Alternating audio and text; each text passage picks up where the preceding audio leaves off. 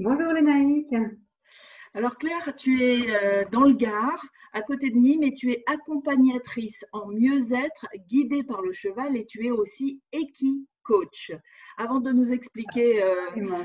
tous les volets de tes métiers, parce que c'est vraiment plusieurs choses que tu fais, qui est Claire Morin? Oula, vous avez toute la journée. Voilà, bah écoute, j'ai 51 ans aujourd'hui. Voilà, je vis donc dans le sud depuis 12 ans et voilà, je fais mon état civil pour commencer. Je vis en couple, mais je n'ai pas d'enfant. J'ai une grande tribu, mais plus une tribu animale. Voilà, je suis la gardienne depuis 2 ans d'un espace en pleine nature qui s'appelle le domaine équestre de Kantaka, euh, qui accueille pour le moment 9 équidés, chevaux et poneys, et bientôt un âne d'ailleurs, euh, qui est un lieu entièrement dédié à la relation homme-cheval et à comment en fait on peut, au-delà du bonheur de l'équitation, c'est plus vraiment ce que je propose, euh, utiliser le cheval comme vraiment un vecteur d'accompagnement et de guidance, parce que c'est mon histoire. Eh Voilà, ben pour justement, ça revenir veut à dire, qui je suis. ouais, Voilà, ouais, ouais. ça veut dire que C'est ton histoire, depuis toute petite, tu es déjà liée avec les chevaux, c'était dans la famille? Écoute, je suis tombée dans le chaudron. Non, curieusement, je suis née en région parisienne, en banlieue parisienne, avec des parents qui étaient aussi parisiens, mais avec plutôt des origines rurales dans les grands-parents. Mais pas trop le monde du cheval, plus le monde agricole Hmm. ou de la campagne. Et, euh, et je ne sais pas en fait ce qui s'est passé réellement, mais je me souviens que depuis toute petite, si je voyais un cheval au bord de la route, il fallait qu'on arrête la voiture et que j'aille le voir. Il y avait vraiment quelque chose, une attraction très très Naturel, forte. quoi, oui. Et le premier souvenir que j'ai vraiment, c'est que mes parents avaient une amie qui montait à cheval et qui faisait même du concours éthique. Et je me souviens très précisément, je devais avoir 4 5 ans, d'une fois, on est allé la voir donc sur ce terrain de concours et elle sort de piste et comme on le fait souvent avec les enfants, elle me prend dans les bras et elle me pose devant elle sur le cheval, sur la selle. Et je crois que ça m'a vraiment, c'est comme si elle m'avait connecté à mon enfance. Je me Waouh! suis retrouvée là. Et j'en ai un souvenir très précis, alors que mes parents s'en souviennent pas du tout. Et après, comme j'étais une petite fille plutôt très tonique, ma maman a trouvé très pratique de me lâcher au poney club, c'était un peu obsessionnel, cheval, cheval. Et donc à 6 ans, j'ai commencé à prendre des cours de poney, mais voilà, dans le bois de Vincennes, Hmm. j'habitais à côté de Paris, et jusqu'à tard, enfin, toute mon enfance et toute mon adolescence, j'ai appris à monter à cheval en centre équestre de manière très classique et conventionnelle. J'étais assez maniaque obsessionnelle, c'était cheval, poster cheval, mais comme beaucoup de petites filles Oui. qui pratiquent l'équitation, il y a un côté très, vraiment très Exclusif, exclusif quoi, avec, oui. voilà, de cette Ouais. passion. Et comme mes parents, je pense que avaient vraiment à cœur de m'éduquer au mieux et d'ouvrir mon esprit, voilà, me dire oui, que le cheval c'est bien, mais tu vois, tu devrais faire aussi un sport complémentaire et de la musique, donc ils m'obligeaient un peu. Moi je dis non, non, donc, je faisais aussi de la natation parce qu'il fallait que j'ai un sport complémentaire et de la musique, mais ça me branchait pas du tout. Et Ouais. dès que j'ai eu un petit peu plus d'autonomie et que j'ai pu passer mon bac, j'ai dit ok, c'est bien tout ça, mais moi c'est le cheval. Mais je n'en ai pas fait tout de suite mon métier parce que voilà, encore une fois, dans mon milieu, et puis bon, j'avais des facilités d'apprentissage à l'école, donc ouais, c'est pas un métier très valorisé, on va dire, Donc au cette métier début, tu te d'équitation. lances dans quel métier au début? Alors, je suis donc en région parisienne et je suis attirée par la communication. Donc, je fais des études de communication, mais plutôt d'abord sciences de l'information, puis communication d'entreprise. Et je me retrouve en agence de com à communiquer surtout avec mon ordinateur il n'y avait pas encore les téléphones portables à l'époque parce que je suis pas toute jeune, mais et en fait je suis malheureuse comme les pierres. Donc je travaille 5 jours par semaine à fond. Dans la com on travaille beaucoup et tout le monde sait à l'agence qu'à 17h01 le vendredi je suis dans ma voiture pour partir à Fontainebleau. Monter à cheval, à l'époque, je suis plutôt dans un profil voilà, très jeune femme hyper active, un peu executive woman, qui travaille la semaine à Paris et qui, le week-end, donc j'étais à fond compétition.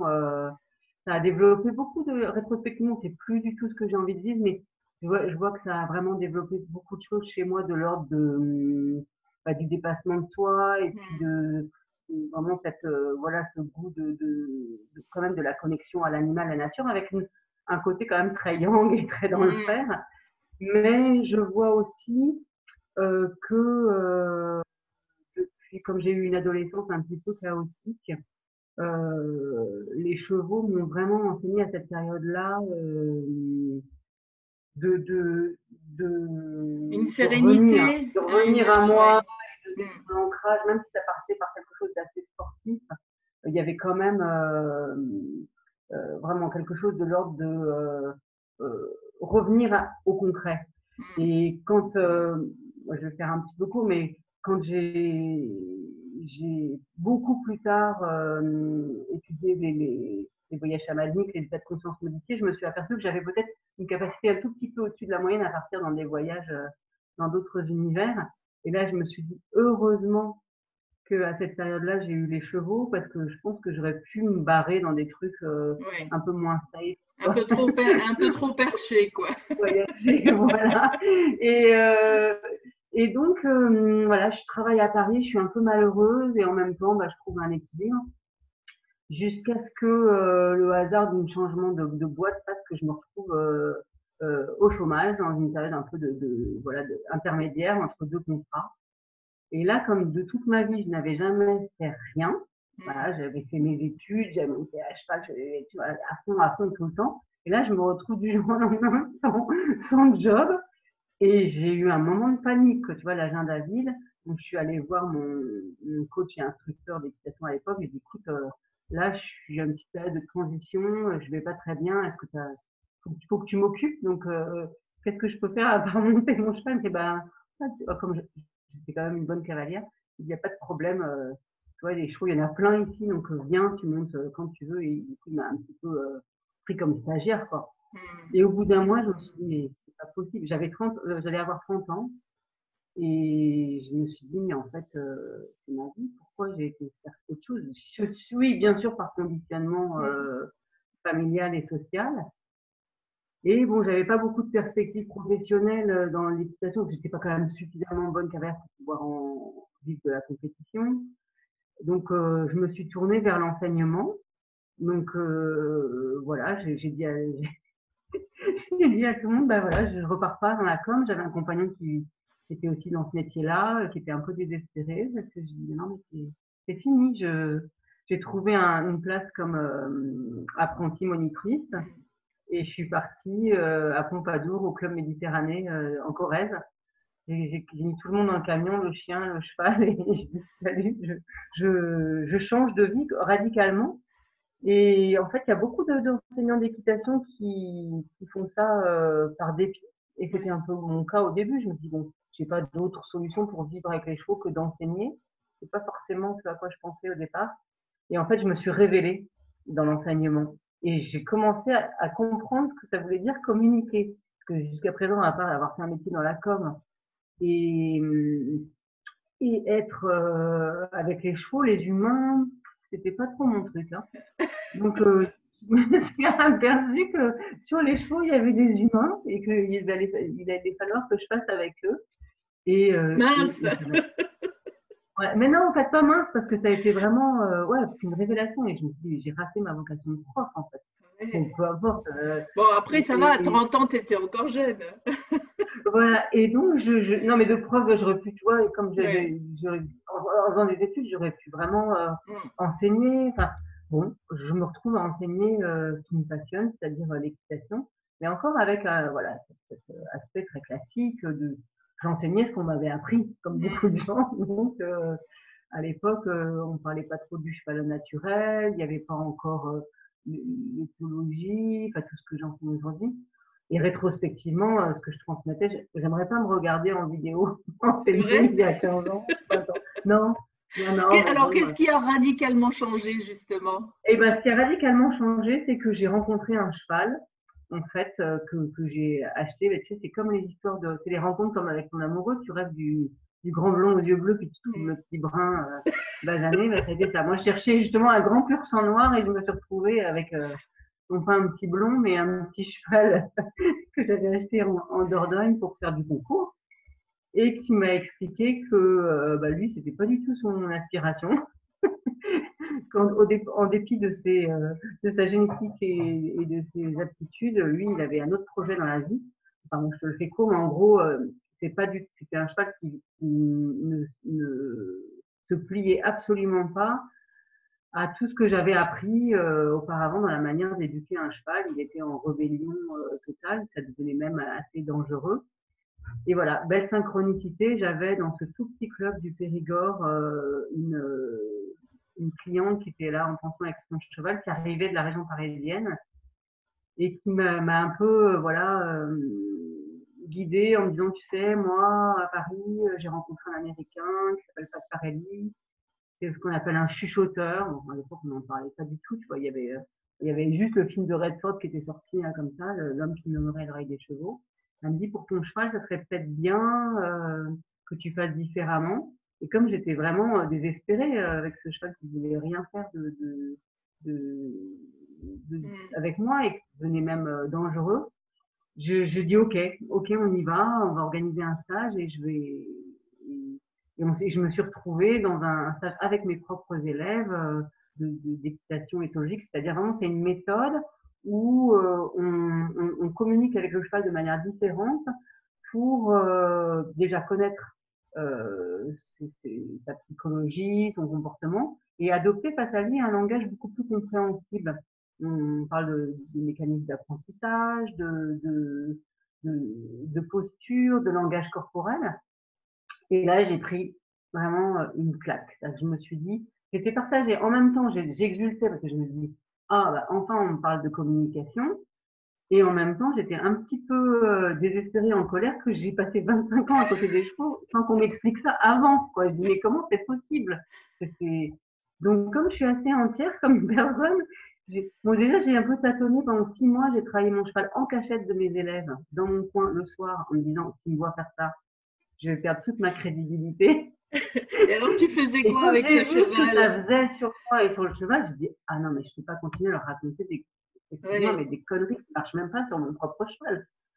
Donc là, Et j'ai alors, tout arrêté. ce que tu faisais en cachette avec ton cheval, c'était quoi alors? Bah, déjà, la prof elle m'a dit, bah, déjà, tu arrêtes de le monter. C'est fini, Ah, pendant 2 mois, tu oublies de le monter. On crée des exercices, en fait, qu'on appelle de partenariat, à pied, que à pied, pour qu'en fait, la communication se passe. Et au lieu d'imposer sa volonté en étant en train de dire au cheval, bah voilà, c'est moi le chef et tu m'écoutes, en équitation. Là, c'était OK. Toi, tu as un autre avis que moi. Comment on va faire pour dialoguer, pour arriver à faire des choses ensemble? Et ça passe par, en fait, une série d'exercices au sol où on établit un rapport confiance-respect qui n'est pas basé sur la domination, mais sur le dialogue mutuel de l'humain avec le cheval. est-ce que Et tu ça passe t'adresses à beaucoup par lui le avec des mots changement. quand même? Ou c'est par la Beaucoup. pensée, c'est la télépathie? C'est la force de l'intention et Hmm. le langage corporel. Donc, ça implique vraiment de changer beaucoup de choses chez soi. Et là, j'ai encore pris des claques, de dire, mais si je veux changer l'autre, il faut que je commence par changer moi-même.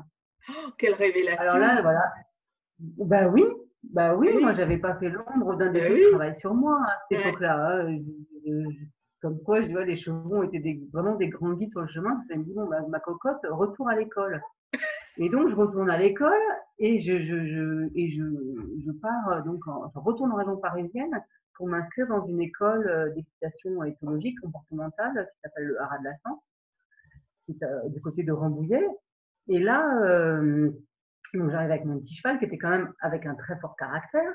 Et j'arrive à faire des trucs, mais pas que. Et puis le prof il me dit toujours, mais Claire, tu as trop d'énergie, tu stresses ton cheval, il faut te calmer, il faut respirer, il faut. Oh, moi, je suis bonne élève en plus, j'ai toujours première à la classe, je la regarde, je dis, il faut, mais comment Oui. il faut? Bah, essaye, cherche. J'en râlais. Et puis, recadeau, dans ma promo, il y avait un gars qui faisait de la sophrologie et qui me dit, je me rends compte, il vient me voir parce que je crois que oui, ça se passe. En fait, c'était des gens qui avaient vraiment ce talent de développer la qualité de présence avec les chevaux, mais ils ne savaient pas vraiment transmettre le petit truc qui faisait que, oui, il faut changer des choses, mais comment, quoi? Moi, Oui. j'avais jamais fait l'ombre d'un début de yoga, je savais pas respirer. Et là, le gars, il m'a dit, bon, allez, sophro, tu vas voir, je vais t'expliquer. Moi, je croyais que la sophro, on allait s'asseoir en tailleur et puis on allait respirer, c'est tout, quoi. Et en fait, j'ai fait mon premier voyage astral en sophro, en Waouh! sophro-équitation. Et ça m'est tombé dessus et je fais, ah, ok, je suis revenue un peu en panique en disant, je savais pas que j'allais pouvoir aller dans des endroits comme ça. Et évidemment, la respiration, lui, il était sur son cheval au galop, il soufflait, son cheval s'arrêtait net, sans rêne, sans rien, quoi. Et là, je fais, ah, c'est ça, je veux faire ça, moi. Et ça a été, ben voilà, le début un parcours différent avec les chevaux, mais surtout, finalement, tout ce que j'ai appris dans ma posture, dans ma qualité de présence, ne sont pas les gens de chevaux qui m'ont enseigné ça, c'est vraiment des personnes ressources comme Antoine, ce sophrologue. Et après, ben voilà, je suis tournée vers plein de techniques, même si j'aime pas trop le mot, mais enfin de savoir-faire, de savoir-être, travailler sur la personne, qui font que qui je suis vraiment, comment je travaille à l'intérieur, va pouvoir effectivement rayonner sur les autres, que ce soit des humains ou les animaux. Mais c'était voilà les balbutiements. Donc j'ai fait cette formation et puis je me suis installée à mon compte en tant que monitrice d'équitation comportementale. Et je faisais beaucoup à l'époque de rééducation de chevaux difficiles, de débourrage. J'aidais les gens justement dans cette relation homme-cheval. Et là, bah moi, j'avais commencé un parcours sur moi, mais j'avais pas du tout la capacité d'accompagner les humains qui fondaient en larmes devant leur cheval, qui se faisaient marcher sur le pied, qui disaient ah bah oui, c'est comme mon patron, il rentre dans mon bureau sans frapper. C'est comme mon mari, il respecte pas mes limites. Et là, j'étais là, bon, ben moi, je leur dis quoi à ces gens? Je sais pas trop quoi leur dire. Et il me manquait encore un Oui. élément de la chaîne, quoi. Je me disais, ah oui, moi, je voudrais accompagner ce couple parce que je vois bien que la communication passe pas, mais j'ai besoin de travailler sur le cheval, mais aussi sur cet humain. Et en même temps, je suis pas psychologue, je suis pas, je sais pas. Donc là, je dis, oh, il y a encore un truc. Et je suis allée voir, c'était quand même le moment dans les années 90, non, 90 c'était le monitorat, mais 2000, où le développement personnel commençait un petit peu à prendre son essor, dans se vulgariser, et notamment des personnes qui commençaient vraiment à travailler avec les chevaux. Et je suis allée faire des stages en tant que participante, pour moi, pour voir un petit peu comment travailler les gens. Il y avait des choses assez psy, j'avais rencontré une psychanalyste qui disait des choses très bien, il y avait des choses assez chamaniques, ça me parlait bien, mais j'avais pas trouvé vraiment la clé et je me suis dit, bah encore, c'est pas avec les chevaux que je vais trouver, c'est vraiment alors ailleurs. Et j'ai fait une formation à la relation d'aide dans un truc, une école privée, mais qui était vraiment d'inspiration de thérapie humaniste de Carl Rogers. Et là, ça m'a vraiment.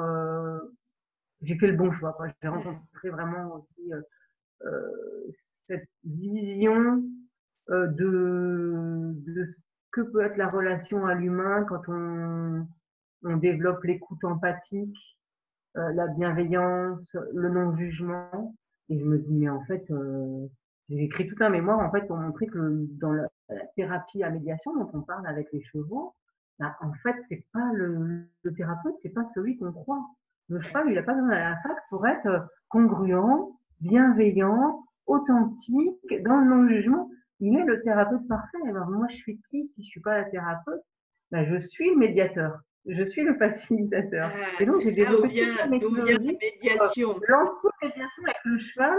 On dit oui, ok, c'est une thérapie à médiation, mais euh, pour moi, pour que la relation se fasse entre l'humain et le cheval, il faut qu'il y ait une interprète, Oui. un facilitateur, une Mm. ambassadrice qui va décoder, déjà qui va sécuriser la mise en relation, bien sûr, au niveau physique, mais aussi relationnel, émotionnel, énergétique, et ensuite qui va pouvoir interpréter la réponse du cheval et mettre en place des Mm. postures, des pratiques, des process qui font que la relation va être signifiante. C'est pas comme si juste on allait rencontrer un cheval dans une prairie. Et voilà, ça m'a donné un outil formidable pour, euh, euh, pour voir qu'en fait, les chevaux sont profondément enclins à guider les humains pour peu qu'on leur laisse l'opportunité de le faire. L'occasion, ouais, c'est On ça. leur laisse l'occasion, Ouais, c'est-à-dire même la parole, parce que ouais. même s'ils n'ont pas le langage verbal, il y a plein de moyens de pouvoir décoder les signaux qui nous envoient. Et voilà, et donc du coup, je me suis dit, progressivement, c'est devenu une mission de vie, et c'est quelque chose pourtant que je réfutais, cette histoire de mission de vie, un peu comme, voilà, je porte bien mon prénom, je suis restée assez cash, mais je trouvais ça un peu, Louche. tu vois, voilà, une mission de vie. Ouais, Et en fait, j'ai été rattrapée, non pas par mission de vie, mais plutôt par raison d'être. ouais. Voilà, ça me parle plus que, voilà, si Mais c'est je suis je sur Terre dirais que pour c'est une faire ça. réaction normale de tous les gens qui découvrent un petit peu toute l'étendue du développement personnel. Parce que moi, c'est pareil. En 2008, je ferai mon premier stage et à un moment, tu parles d'exultation et il y avait un côté de moi qui était là, oh, génial, merveilleux. Ah bon, je suis responsable de ma vie. Et puis d'un autre côté, c'était, mais n'importe quoi, c'est des conneries, ça. Donc, c'est vrai qu'on n'est pas habitué à penser autrement, à faire autrement, et donc il faut beaucoup je dirais, de persévérance pour continuer dans cette voie. Parce que surtout au début Absolument. des années 2000, bon, le développement personnel, même si ça commençait vraiment à se développer, je dirais. Il y avait beaucoup de gens qui disaient mais attends, c'est pas une secte ton truc. Donc j'imagine l'état dans lequel tu étais toi en faisant toutes ces découvertes aussi. C'est merveilleux. Oui, puis en plus, dans un environnement familial et amical qui n'était pas trop Porter sur la branché chose. comme ça, voilà. Donc, même encore, bon, maintenant, c'est plus vulgarisé, mais c'est vrai qu'au début, voilà, mes parents, ils sont un peu inquiétés. Mon papa qui était dans la finance, ça, quand je lui ai dit que je partais à Montpellier pour vivre dans une yourte avec mes chevaux en liberté autour, j'aurais annoncé que je partais sous les ponts de Paris. Ça aurait été pareil. Pas le Ouais. même effet sur lui, quoi. Il dit, là, son yaourt, non, non. Et c'est vrai que ça engendre aussi des choix de vie qui peuvent heurter Hmm. les croyances et la sensibilité de personnes qui sont pas du tout dans cet univers. Donc c'est pas forcément simple, quoi, Hmm. de se faire comprendre. Bon, maintenant, ça s'est apaisé parce que je vois que En voilà, même temps, ils avaient ma santé l'habitude. mentale n'est pas encore Voilà. complètement. Et en même temps, ils avaient un peu l'habitude parce que tu avais l'air de dire que tu étais quand même une enfant pas comme les autres, un petit peu dynamique, un petit peu obsessionnelle. Donc, quelque part, et peut-être qu'ils Oui, s'attendaient voilà, finalement ouais. à ce que tu choisisses quelque chose comme ça. Donc Un parcours un aujourd'hui, peu ouais, atypique. aujourd'hui, quand on te consulte, quand on vient te voir, c'est pour quelle raison? Alors, il y a plusieurs clés d'entrée. Euh, je dirais que j'ai comme je suis encore et initialement professionnelle du cheval et de l'équitation,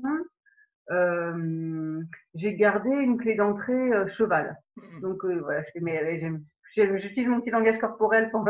Donc la clé d'entrée cheval, ça va être des gens qui, même si je fais plus du tout l'aspect comportementaliste, l'éducation, tout ça, mais des gens qui ont vécu des choses difficiles avec le cheval, les traumas, les chutes, les phobies, ou juste le rêve de rencontrer un cheval sans être obligé de faire quelque chose avec lui. Donc c'est assez simple, hein, c'est vraiment être avec le cheval. Et puis j'ai la clé d'entrée coaching, développement personnel, de gens qui viennent avec c'est des gens, je m'adresse pas spécifiquement à des, souvent on associe équithérapie avec public en situation de handicap. C'est pas une activité que j'ai beaucoup développée, même si c'est très intéressant, mais c'est plutôt des gens qui sont dans les professions de santé qui font ça. Moi, c'est vraiment de l'accompagnement en coaching. Donc, j'ai beaucoup de gens qui viennent sur le sujet des émotions. Donc, on travaille vraiment sur l'intelligence émotionnelle et relationnelle. Donc, ce sont des personnes qui vont être en difficulté passagère dans une relation, parent-enfant, par exemple, ou couple. Beaucoup de personnes qui sont en difficulté professionnelle de type burn-out ou transition de vie, besoin de retrouver du sens et des orientations professionnelles. Ça peut être juste, enfin juste, des questions aussi de confiance en soi, d'estime, de positionnement en fait. Donc ça va vraiment de la difficulté à juste avoir besoin d'un temps de mieux-être, comme on va pratiquer le yoga ou la méditation sans avoir besoin d'avoir un problème. Et ça se pratique soit en individuel, donc des séances à la carte, soit en groupe, et lesquels groupes sont soit des groupes que je constitue moi sur des thématiques avec des ateliers ou des stages, ou alors des groupes constitués. J'accueille aussi accueillir des équipes, des groupes ou des organisations de groupes constitués qui ont plutôt envie de travailler sur justement l'intelligence collective, parce que les chevaux sont vraiment aussi de très bons modèles pour observer ce qui se passe dans les relations quand on utilise des modes de communication non prédateurs. Parce que nous, on vit dans une société. Voilà, on vit dans une société qui est particulièrement prédatrice et qui imprime dans le cerveau des personnes que, en fait, montrer sa vulnérabilité, c'est dangereux. Ah oui, bah oui, mais ça a tendance à changer quand même, ça a évolué un peu, non? Ça a tendance à changer, absolument. Et du coup, voilà, on est dans des sociétés où la compétition est valorisée, enfin, le mainstream, hein, tout le monde ne partage pas cette opinion, heureusement, mais voilà, qui valorise la compétition, la loi du plus fort, et on voit qu'il y a justement un courant qui s'inscrit un peu en faux, qui développe justement la communication bienveillante, la coopération. Mais c'est vrai que ça, c'est en dehors du parcours école, parce que l'école, ça reste encore un petit peu…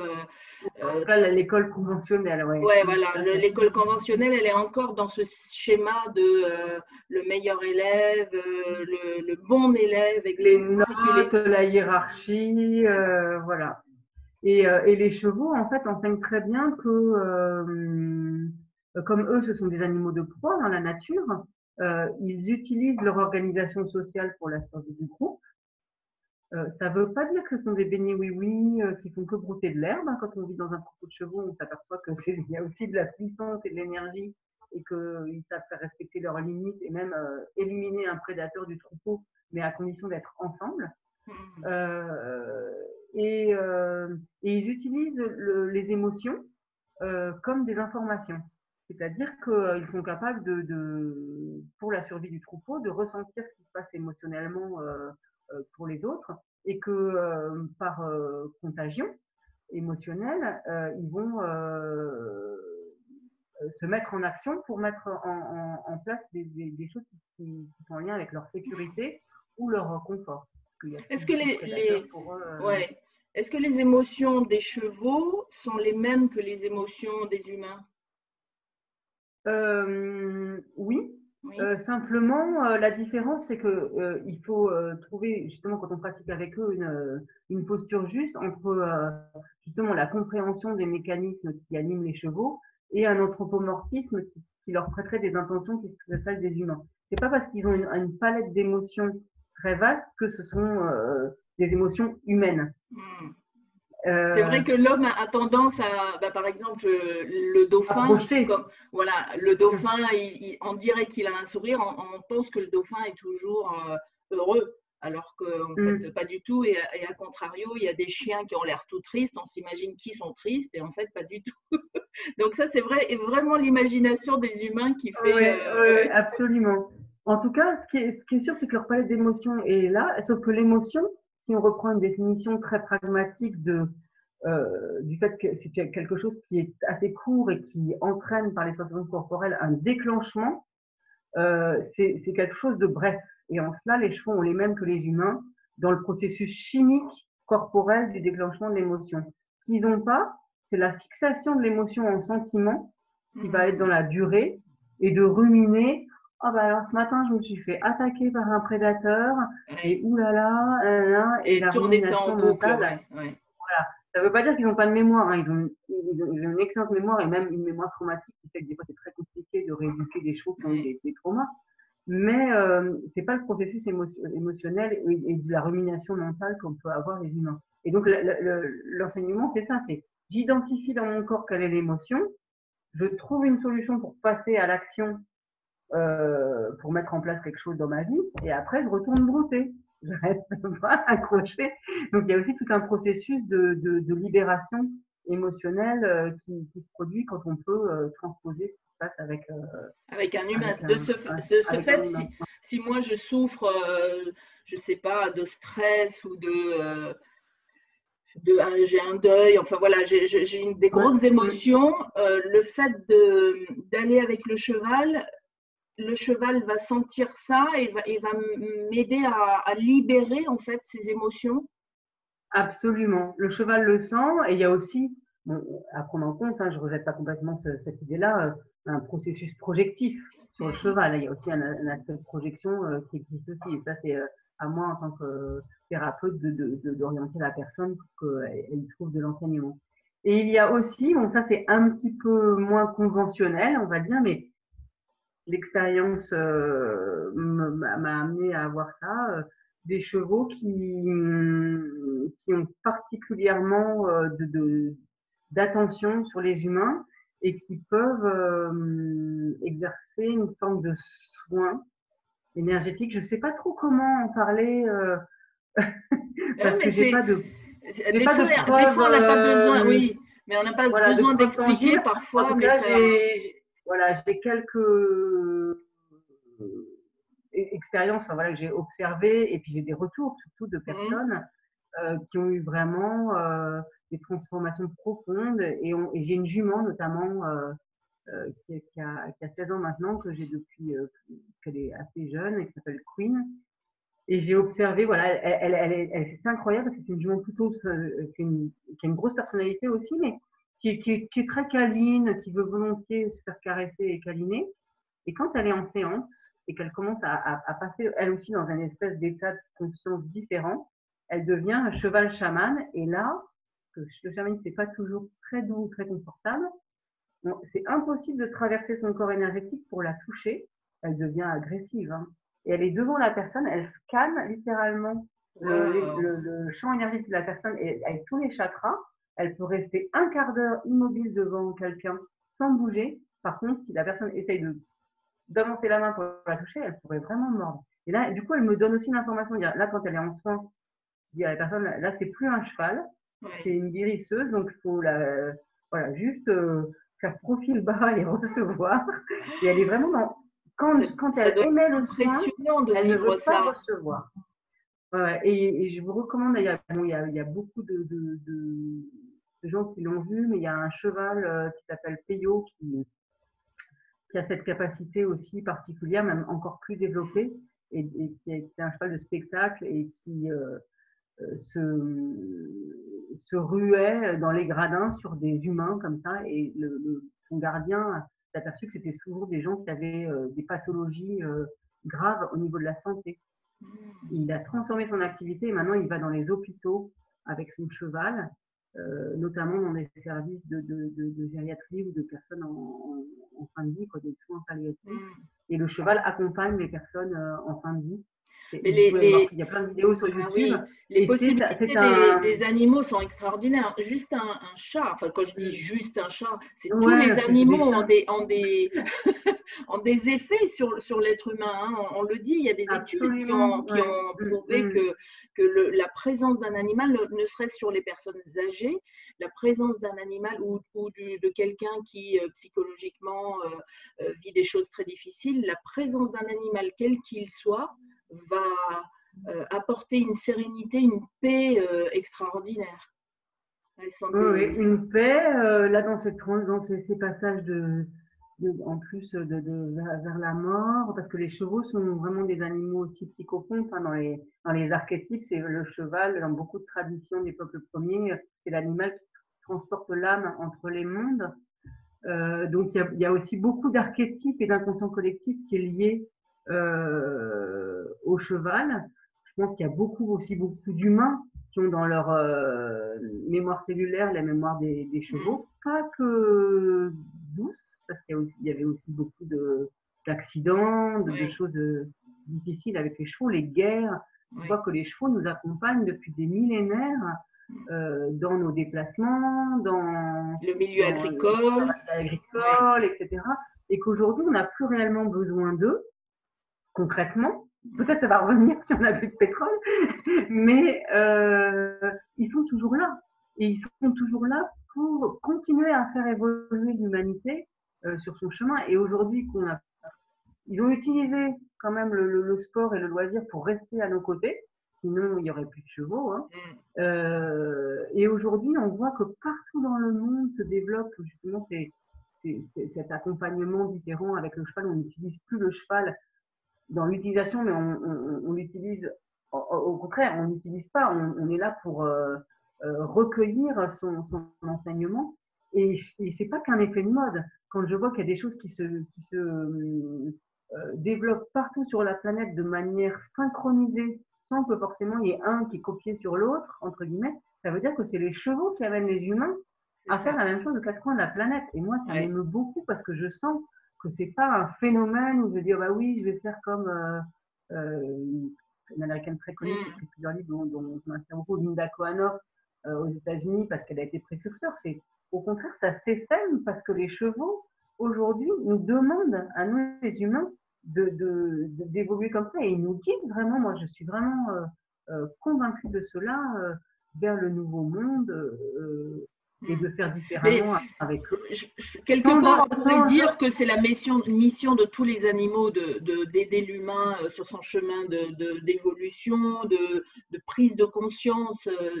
Et c'est vrai que si on prend le temps avec l'animal et d'arrêter d'avoir ce… Alors, on a tendance à dire, il y a l'être humain là, puis l'animal là. Le supériorité. Voilà. Si en fait on essaye de se mettre à au même niveau, on s'aperçoit qu'ils ont beaucoup de choses à nous apporter. Ouais, c'est incroyable. Et là, c'est vrai que et dans plein de domaines, comme dans le développement personnel, où je vois que maintenant les neurosciences vont valider les états méditatifs ou les états de conscience modifiés parce qu'on peut mettre des électrodes sur les moines bouddhistes. Et là, en ce moment, il y a beaucoup, la science de l'éthologie équine se développe beaucoup. C'est incroyable parce qu'on a des millénaires de domestication du cheval et on a 20 ans d'études scientifiques du comportement du cheval. C'est très, très novateur en fait aujourd'hui, ouais. Voilà. D'ailleurs, tu fais partie d'une étude, il me semble, non? J'ai cru voir ça sur ton site. C'est pas vraiment que je fais partie, c'est que je m'intéresse aux résultats d'une jeune éthologue qui est justement de l'université de Rennes, qui est en train de faire des tas d'études qu'elle vulgarise de manière vraiment chouette sur les réseaux sociaux pour montrer en fait comment les chevaux sont capables de reconnaître les personnes qui interagissent avec eux, reconnaître les émotions sur les visages. Donc, elle a éduqué les chevaux avec des écrans tactiles.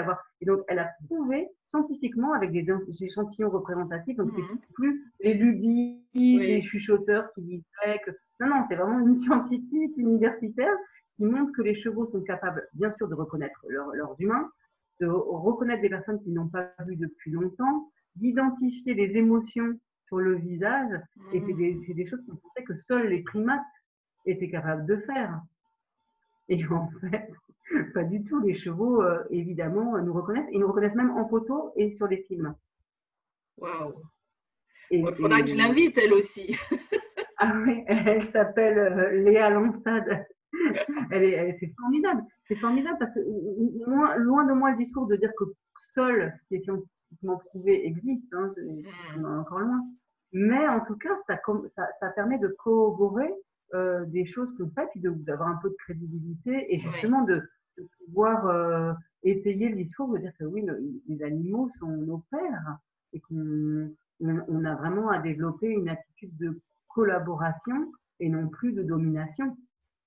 Mais en restant chacun… Et ce qui est vraiment important, justement, pour c'est que, voilà, encore une fois, en évitant ce sentiment anthropomorphique de dire « Oh, bah, mon petit cheval, s'il a des sentiments et qu'il est capable de me reconnaître, il faut que je lui mette une belle couverture rose et que je le mette dans une boîte bien à l'abri du vent et de la pluie parce que le pauvre chéri, sinon, il va avoir froid la nuit. » Bien connaître les animaux, c'est aussi leur offrir des conditions de vie qui soient au plus proche de leur espèce.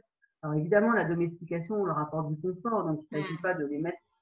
Le mythe du cheval sauvage, c'est pas non plus le top. Hein. Les chevaux sauvages, ils ont une vie très peu longtemps. Ils ont une vie qui est parfois difficile parce que soumis aux intempéries. En ce moment, en Arizona, les chevaux sauvages, ils meurent de faim et de soif. Hein, donc c'est pas forcément idéal. Mais en tout cas, de trouver cet équilibre, de dire voilà, je suis responsable de celui que j'ai apprivoisé et je lui dois de lui donner des conditions d'existence qui sont conformes à son espèce. Et là aussi, il y a quand même une révolution maintenant dans le monde du cheval, petit à petit, d'avoir des conditions d'hébergement où on arrête de les mettre dans des boîtes de 9 mètres carrés, privées de relations sociales et de liberté de mouvement, et on développe des systèmes d'hébergement beaucoup plus novateurs, qui fait que aussi les chevaux sont beaucoup plus équilibrés psychologiquement, parce que il en va de l'éthique et de notre responsabilité, et on peut plus dire on ne savait pas qu'un cheval privé de relations sociales, il devient dissocié et même il peut développer des troubles du comportement. Comme l'être humain, au final, quand on voit le confinement, ce que ça a fait sur les gens, et que ça continue, parce que quelque part, on nous dit aujourd'hui, il y a les règles de distanciation, donc il ne faut pas embrasser les gens, il ne faut pas les toucher, il faut mettre un masque, une barrière. On voit bien qu'on souffre en tant qu'être humain de ces mesures. Donc, on peut comprendre aussi qu'un animal, effectivement, qu'on garde dans un box, parce que c'est vraiment ça, dans une boîte, à un moment, c'est chouette de voir que ah bah oui, tiens, on peut le mettre, on peut lui proposer autre chose. Autre chose, et puis que voilà, ça va développer aussi ses capacités d'apprentissage, parce que voilà, les gens, en plus, ça m'avait choqué, même à l'époque, parce qu'il y a toujours un grand débat sur l'intelligence du cheval, chez même les cavaliers, hein, il y a plein de cavaliers professionnels qui pensent que les chevaux sont cons. Et ils les mettent dans des boîtes sans stimulation. C'est comme toi, tu mets ton gamin dans un placard pendant 7 ans, il sort, il ne sait pas lire et écrire, hein, c'est sûr. Oui. Et donc, plus on leur propose justement un environnement aménagé, plus ils développent leur centre d'intérêt, leurs apprentissages. Donc, c'est vrai que pour moi, et pour plein d'autres praticiens, c'est vraiment important de travailler avec des chevaux qui ont une vie de cheval. Et c'est pour ça que sur mon lieu, j'ai vraiment eu à cœur de développer une forme il y a un courant qui s'appelle l'agroécologie équine, qui prend en compte les besoins fondamentaux des chevaux. Aussi, comme en permaculture, les besoins des humains qui s'occupent d'eux, parce que c'est fatigant et énergétivore de s'occuper d'un troupeau de chevaux. et puis de l'écosystème en général, quoi. Donc, on est vraiment dans une démarche globale de développer la conscience tout en restant doux avec soi-même et avec les limites. On a tous des limites, des choses qui sont pas possibles. Moi, c'est vrai que j'ai la chance d'avoir 10 hectares et il en faudrait 100 pour que les choses soient vraiment complètement à l'état naturel. Donc, on fait aussi avec les conditions qu'on a sans se culpabiliser. Mais en tout cas, moi, voilà, c'est mon maître mot. C'est vraiment de pouvoir mettre de la conscience sur les choses et puis non pas s'accommoder de ça, mais en tout cas trouver une voie du milieu de ce qui est juste pour chacun à ce moment-là. Et même les chevaux, en fait, qui ont des conditions de vie moins libres que celles que je leur offre moi, il y a un côté, comme tu disais, hein, les animaux qui sont vraiment, ça peut choquer certaines personnes. Moi, j'ai pas peur de le dire. Je pense qu'il y a vraiment une mission aussi des animaux et que ça peut être jusqu'à sacrificiel. Parce que j'ai connu vraiment des chevaux qui avaient des conditions de vie vraiment pas enviables a priori, mais qui s'accommodaient de ça pour leur gardien. Oui. Et on le voit avec. J'ai une amie là pendant le confinement qui m'a dit, elle a eu le Covid et elle a dit, elle a observé son chat au moment où elle avait le Covid, qui allait de moins en moins bien et il est mort, le chat, et elle dit, je sais qu'il a, elle dit, j'ai guéri très vite et je sais que c'est lui qui m'a aidé à guérir. Donc oui, et elle n'est pas chamane, elle n'est pas là, elle a observé ça souvent. Elle a eu beaucoup de chats dans sa vie et dit, j'ai souvent remarqué ça que quand je suis malade, j'ai un chat qui particulièrement qui va venir et rester genre à côté de moi, un peu comme oui pour il y a des gens qui font de la communication animale qui disent qu'ils vont absorber en fait toutes les énergies négatives, en quelque sorte la maladie, et aider l'humain à guérir effectivement. Donc il y a plein d'histoires. Il y a plein d'histoires comme ça. Et les chevaux, heureusement pour moi, dans mon métier, ils ont vraiment la possibilité de remettre beaucoup à la terre. Comme ils disent en pleine nature, on voit après les soins, ils se roulent, ils remettent à la terre. Secouent, et voilà. Et par contre, ça m'arrive aussi d'avoir besoin quand même de faire un petit nettoyage. On peut les sauger, faire des fumigations, j'adore. Ouais, pour les aider à se consulter des fois des maladies un peu.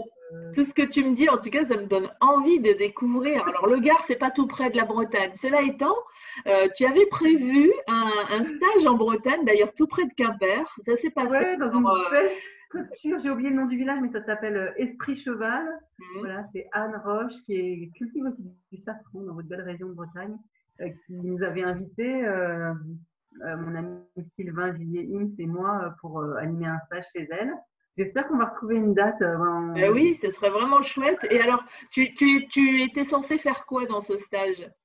Alors, c'est un stage, donc il y a donc j'en parlais tout à l'heure, une américaine qui s'appelle Linda Kohanoff, qui est assez connue dans le milieu du développement personnel avec le cheval parce qu'elle a été précurseur elle a écrit un livre qui s'appelle Le Tao du cheval, plein d'autres depuis qui sont traduits en français.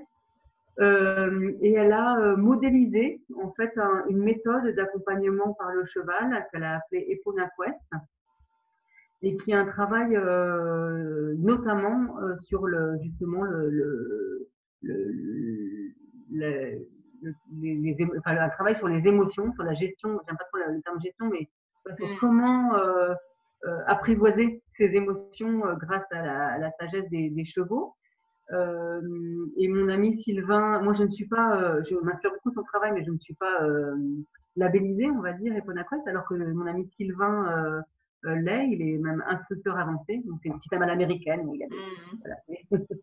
Et en même temps, ça permet d'avoir une méthode reconnue qui est développée partout dans le monde de manière assez similaire par tous les formateurs qui sont certifiés. Et on avait donc prévu de faire ce stage de 3 jours qui était sur le thème, donc du coup, le cheval, un miroir pour nos émotions, dans lequel on est initié de manière théorique. Il n'y a pas beaucoup de théorie, mais quand même, on apprend les grands principes de la vision de Linda sur les émotions et les chevaux. Et on crée aussi, à l'instar des chevaux, une communauté dans ce stage, une communauté authentique qui va vivre ces 3 jours d'enseignement avec les chevaux. Donc, il y a des pratiques avec les chevaux en liberté. On apprend à être immergé dans un troupeau de chevaux. Et après, des pratiques individuelles, guidées, chaque personne avec un cheval pour expérimenter, en fait, justement, cette relation miroir avec les chevaux. Donc, on avait trouvé on n'avait pas encore travaillé en Bretagne, et cette structure chez Anne, elle est venue nous rencontrer. Voilà, et c'est vraiment super de pouvoir travailler aussi. Alors, il y a beaucoup de structures alternatives autour du cheval en Bretagne, et parce qu'il y a beaucoup d'espace et ça s'y prête. Je trouve que dans ce climat bien verdoyant. et là-bas, voilà, il y a un troupeau de chevaux en liberté, donc ça s'y prêtait parfaitement. Et bon, je t'ai au courant. Voilà, c'est ça. Il faut nous tenir au courant pour qu'on puisse en parler. On fera même peut-être une conférence. Ce serait vraiment chouette.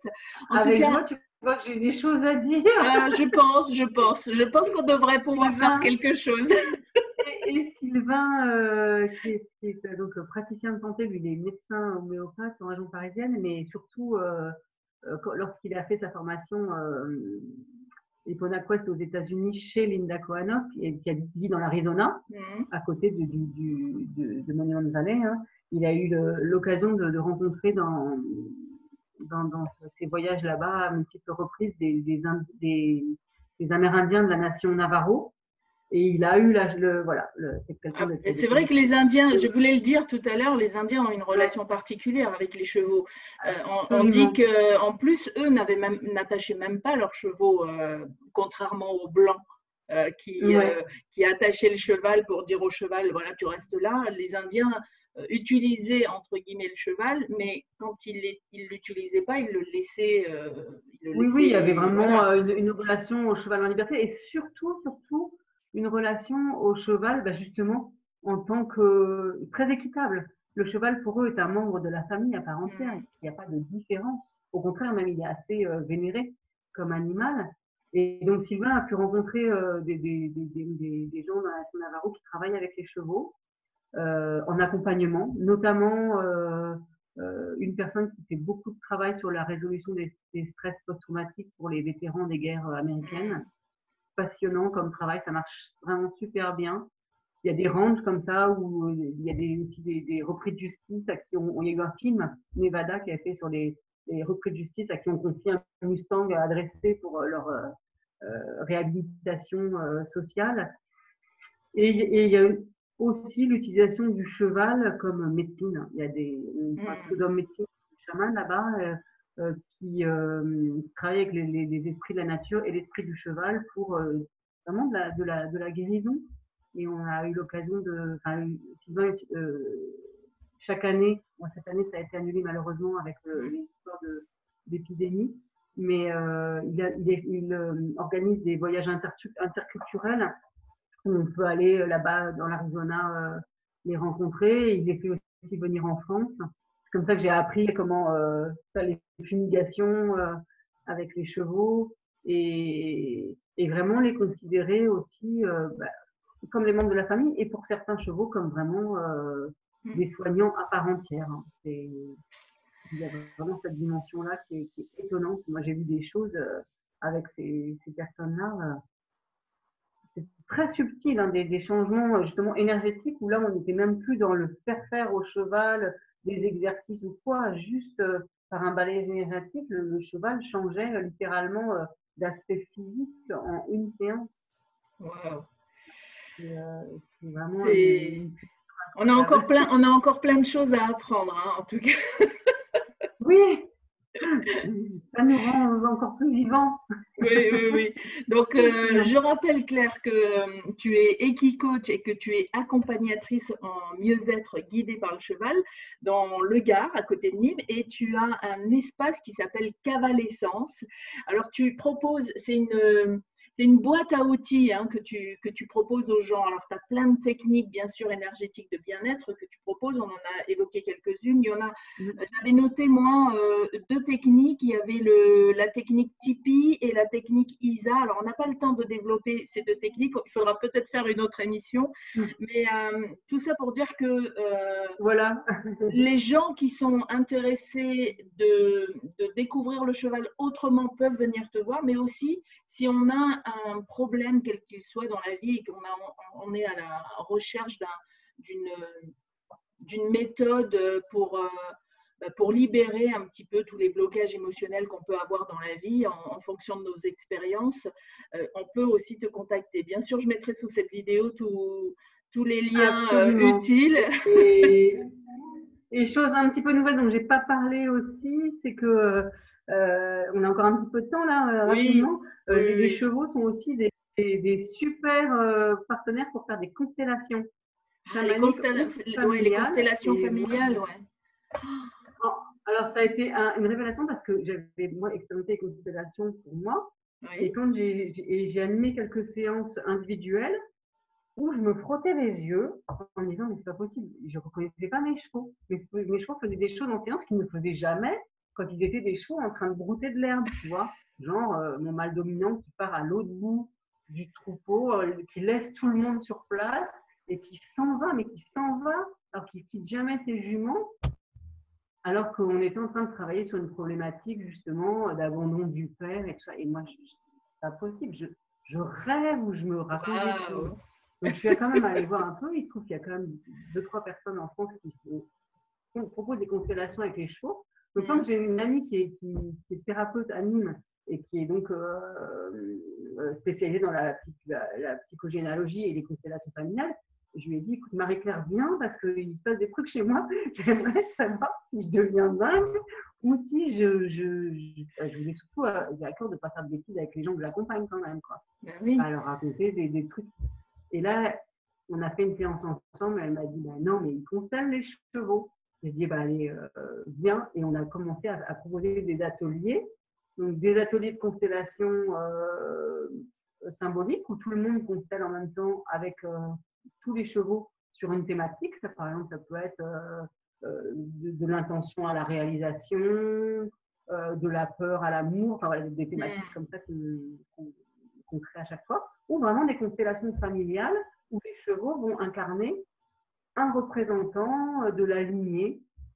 Et comme eux, ils sont dans l'instant présent sans être dans le jugement de ce qui se passe et qu'ils ne peuvent surtout pas jouer un rôle qu'on leur attribuerait de manière factice, mais le mot magique, il est vraiment galvaudé pour dire que c'est vraiment incroyable, incroyable. Voilà, donc ça c'est mon nouveau. Alors évidemment, il me faudrait 15 vies pour me former à tous les outils que je rêverais de maîtriser. Donc je ne serai pas praticienne en constellation familiale, il me faudrait trop de temps. Et donc du coup, je co-anime beaucoup avec des personnes ressources. Voilà, Caroline Labouche vient souvent animer avec moi des stages autour du mouvement et de l'énergie. Elle est énergéticienne et chorégraphe et danseuse. Voilà, donc à chaque fois qu'il y a un truc qui me branche, je pourrais peut-être pas me former, mais par contre, je pourrais faire venir.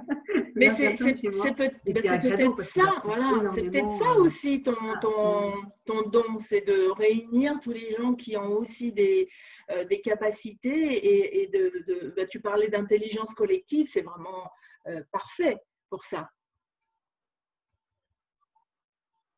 Tu m'entends, Claire? Eh oui, voilà. Oui. Ma raison d'être, c'est vraiment d'éclairer le chemin des humains sous la guidance des chevaux. Et puis, j'ai cette capacité, ça me parle bien, voilà, de fédérer, de relier autour de moi cette communauté authentique de personnes qui ont envie de cheminer sur ce chemin-là. Voilà. Eh ben, moi, je te propose de t'en parler, là, ça m'anime, moi, je me sens animée. Ouais. Je comprends tout ça. Et je laisse la porte ouverte, en tout cas, si tu as envie de contribuer sur un thème particulier et que tu as envie de communiquer là-dessus, eh je serais ravie de t'offrir mon cadre de vie, on va dire, pour en parler. En tout cas, je te remercie, Claire, d'avoir passer ce temps pour nous expliquer ce que tu fais, ces belles révélations. Et je te dis à bientôt alors.